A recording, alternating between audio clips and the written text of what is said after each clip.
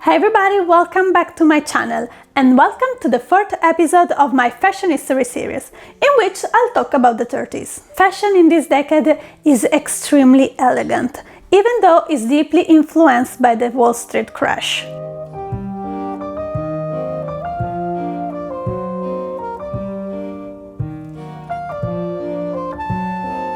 In the 20s, all social classes were pushed to invest in the stock market. So, when it collapsed in the 29th, many people find themselves in misery. Every day, hundreds of people line up for a piece of bread or in hope to find a new job.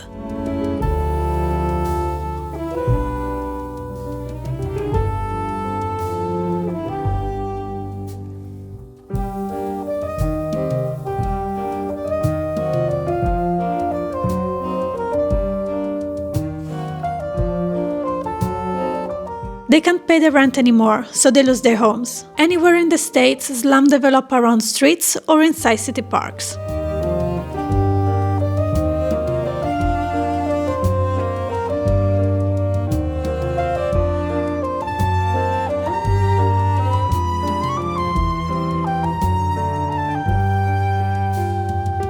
In the central states of America, the situation is made worse by the Dust Bowl, that transforms entire areas in dust deserts where nothing grows anymore.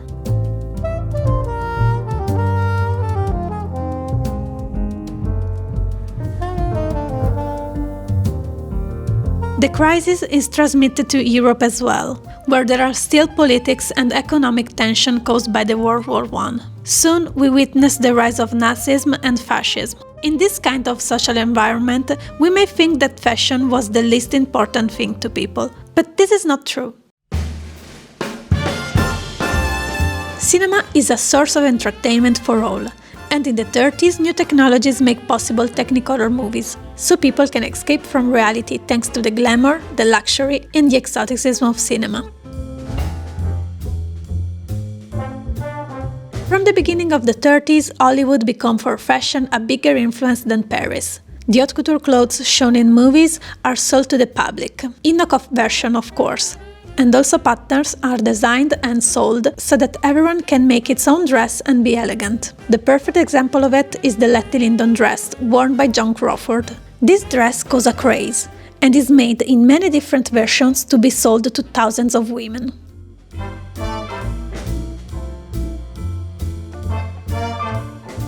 Thanks to the cinema, we see also few exoticism. The actress Anna May Wong is perhaps the first Asian fashion icon in the West. She is beautiful, elegant and fashionable, and she contributes in the success of the Qipao in the Western wardrobes. But to make fashionable new cultural hotspots is not only the cinema. Despite the crisis, the rich remain rich, and new tourist destinations become increasingly popular. And with them, new clothes to travel these destinations are born. The French Riviera is the favorite destination to relax and sunbathing. That makes tan a beautiful characteristic. Sport clothing is developed, like ski clothing or the more exotic safari clothing. Africa is an increasingly popular destination for the rich people, but it's also capable of capturing the imagination of ordinary people thanks to movies like King Kong and Tarzan, but also thanks to the appeal of Amelia Earhart and other explorers' expeditions.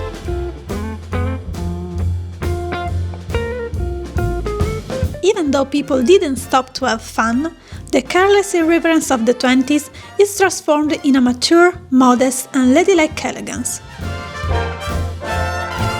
The straight body type of the flapper girl disappears in benefit of a sinuous and slinky ideal woman, with stoop shoulders, low breast, a natural waistline, curved but streamlined hips. And the 30s clothes hug this slinky silhouette without being tight. At the beginning of the 30s, skirts have a long hemline that reaches the mid-calf or even the ankle, but during the decade, the hemline rises to reach the knee in the typical 40s length. Added decoration like bows, fake flowers, feathers, and similar are not that fashionable anymore. It is preferred to obtain a decorative effect from the construction of the dress, using bias cut, position of the seams, the shape of the sleeves, or the use of peplums and capes.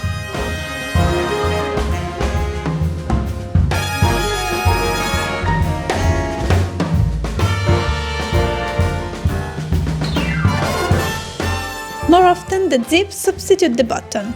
Fur remain very popular, but now there's a predilection for fox stoles, used on coats like scarves or to enrich evening dresses.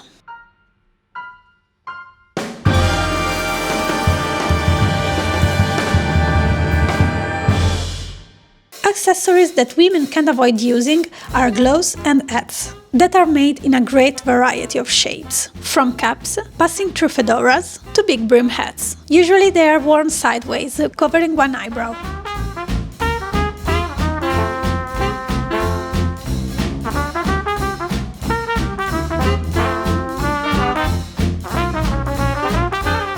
The most used colors are soft and muted pinks and blues, or sage green and dusty lavenders, but are also used more vivid secondary and tertiary colors, like emerald, oranges and purples, because they are perceived as happy colors, in contrast with the Great Depression. The most used prints are feminine floral prints.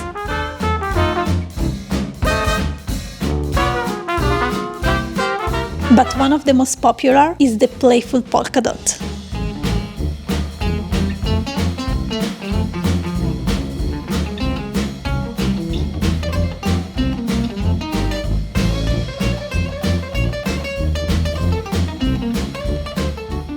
And then, thanks to the obsession for Africa, leopard and cheetah fur are used more often, and for the first time we see the leopard print.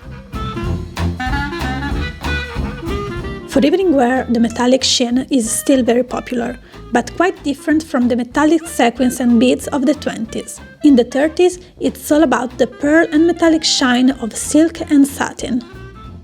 And talking about evening dresses, let's see the simple clothing of the 30s.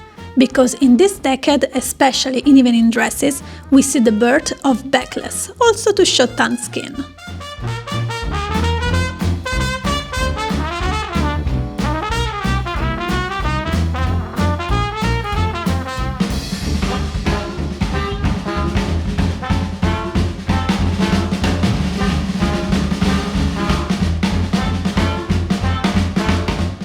Let's continue with matching sets. Even though the more traditional skirt-jacket suit is still used, now is more popular the two-piece dress jacket. This set is used both for day wear and evening wear.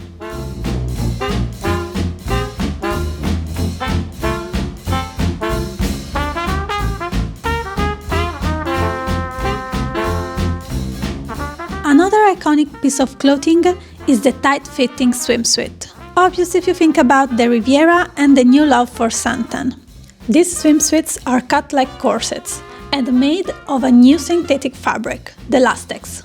And also linked to the beachwear are the pyjama pants, very large pants that we now call palazzo.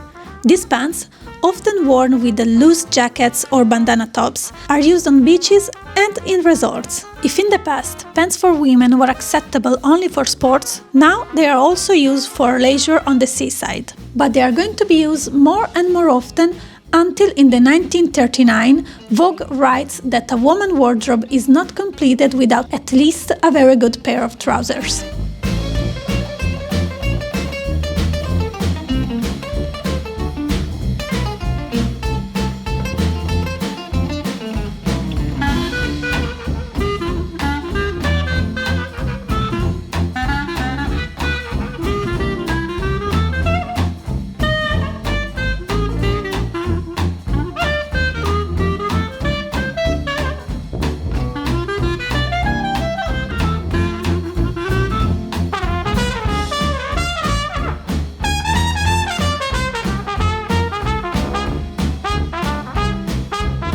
Surely, the increasing popularity of pants in everyday attire for women is also due to the influence of the fashion icon Marlene Dietrich. She is the first famous woman to dress like a man, both in movies and in private. And these are times when it's considered outrageous for a woman to dress like a man.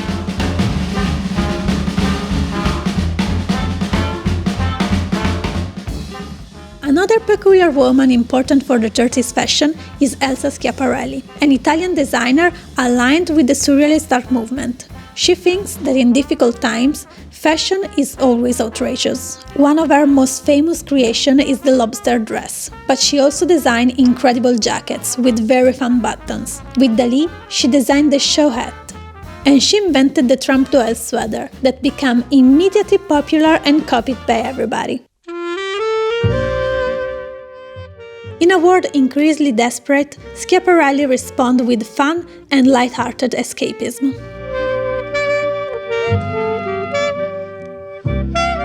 And the world is desperate indeed. If all the iconic clothes and fashion trends we talk about until now are about glamour evenings and leisure, this last is the symbol of the Great Depression, the Dust Bowl, and the misery in which many people find themselves in the 30s, the feed sack dress.